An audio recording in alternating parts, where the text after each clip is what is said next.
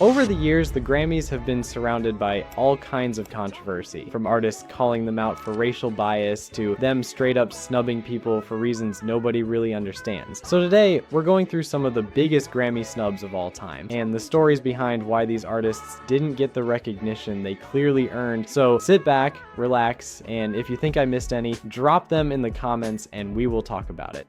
Now, the first artist on this list is Travis Scott. This man has been charting every single time he's released an album, with over 10 of his tracks going multi-platinum and multiple songs still getting millions of streams a day. There's no denying he's one of the biggest artists of our generation. So anyways, back in 2018, Travis released his third studio album, Astroworld, and upon release, it immediately went #1 on the Billboard 200, selling over 537,000 album equivalent units in just a week, with 270,000 of those being pure album sales. It was easily one of the biggest albums of that year. So right around the time the Grammy nominations came out, Travis had gotten nominated for Album of the Year, Best Rap Song, and Best Rap Performance. Everyone thought this was his moment, but when Grammy night came around, they announced the contenders, Pusha T, Cardi B, and even the late Mac Miller. And then, to everyone's surprise, Cardi took home the Grammy. And the Grammy goes to Invasion of Privacy, Cardi B.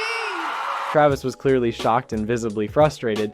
I mean, in my opinion, Cardi's album was good in a sense, but Astroworld was a whole different kind of experience. Right after that, Travis left looking pissed off and fully defeated. But that wasn't going to be the last time that would happen to him, because in 2024, they did the same exact thing. At the 66th Grammys, he was nominated for about 10 categories and ended up walking away with literally 0 awards. Then, when he performed that night, he had this to say about it. And honestly, it just showed how outdated the Grammys are and how they were never really about the music in the first place. Now, the next artist on the list has also been through the same thing, even though he has won Grammys before: The Weeknd. Alright, so if you guys remember, The Weeknd's After Hours was everywhere in 2020.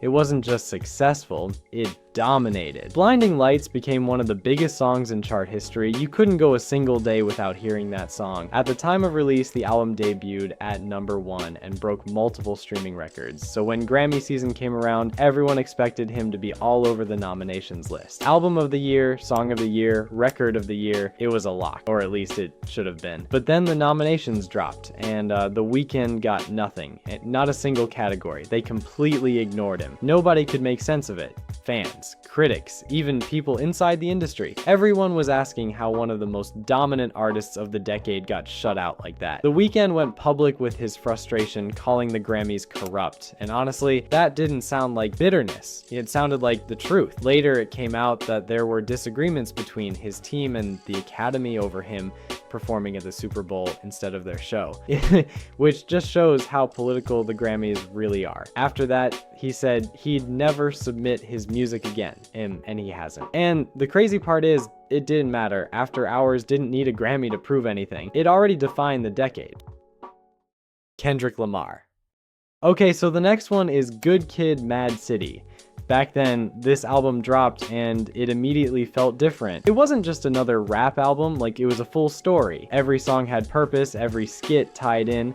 It painted this vivid picture of where Kendrick came from and what he was dealing with. The album was a massive success. Critically, commercially, culturally, it hit on every level. It went platinum fast, dominated year-end lists, and cemented Kendrick as one of the best voices in hip-hop. So when the Grammy nominations came out, everyone expected Good Kid, Mad City to take Best Rap Album. It just made sense. But when the night came, the award went to The Heist by Macklemore and Ryan Lewis. And that's when the backlash started. Even Macklemore knew what had happened. He texted Kendrick saying he didn't deserve to win, and even posted it publicly, which made it all feel even more awkward. When he sent it to me, I was like, okay, I can see him feeling that type of way because he's a good dude. But I think for confirmation from the world, he probably felt like he had to put it out there, which he didn't need to do. But I don't take nothing away from him anyway, because I know where his heart is at. He cool. He a cool dude, but You know, sometimes the card folds like that. Kendrick handled it respectfully, but the message was clear. The Grammys didn't actually understand hip-hop. They went with the safer, more mainstream option instead of a real culture-defining record, and that decision aged horribly. Good Kid, Mad City is still talked about, still streamed, still referenced. The heist isn't. That night showed how disconnected the Grammys were, and still are, from the music they claimed to celebrate. Kendrick didn't need that trophy anyway.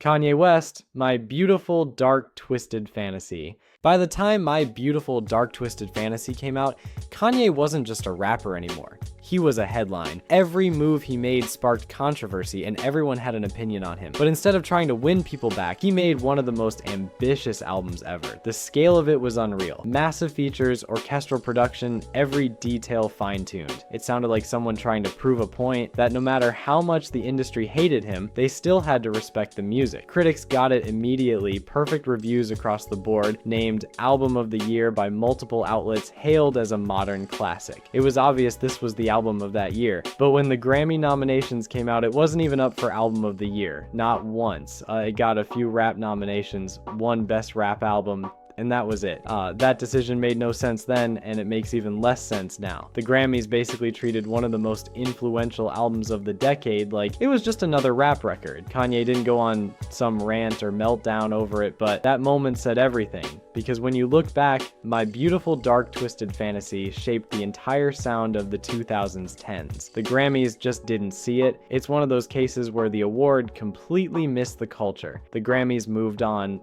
but the album never left. Frank Ocean. When Channel Orange dropped in 2012, it didn't sound like anything else. Frank wasn't chasing trends, he wasn't trying to make radio hits, it was just this vivid, emotional, slow-burning record that hit people in a different way. It blended soul, R&B, electronic, and even jazz, but it all felt cohesive, and the writing, that's what really made it stand out. It was personal, layered, and weirdly relatable even when it wasn't about you. Critics called it a modern classic right away. It was everywhere. Top of every year-end list, praised for how bold and introspective it was. Channel Orange earned Frank a bunch of Grammy nominations, including Album of the Year and Best New Artist, which was huge, but when the night came, he ended up winning only Best Urban Contemporary Album and Best Rap Sung Collaboration for No Church in the Wild.